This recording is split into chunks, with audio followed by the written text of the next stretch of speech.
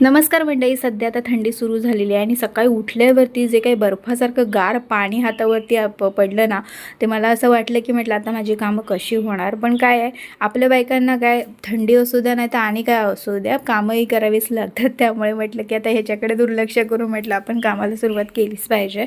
तर आता हे पण अगदी लवकरच उठले होते, त्याच्यामुळे मी चहा वगैरे घेतला आणि आम्हाला ना आज गोड अप्पे बनवायचे होते. त्यामुळे मी अगदी खुश होते, मला गोड अप्पे बनवायचे म्हणून सकाळपासून माझं चालू होतं.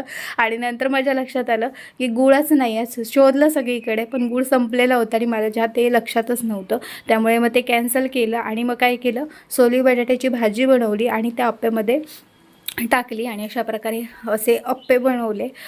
त्यानंतर मग भाजी भाकरी ही काही नेहमीची असते त्यामुळे ती करायची होतीच. मग यांच्यासाठी ती बनवली आणि नंतर मग मावशीने माझ्या मटण दिलं होतं तर ते पण बनवायचं होतं, ते बनवून घेतलं. आणि इकडे आता मस्तपैकी माझं DIY चालू आहे.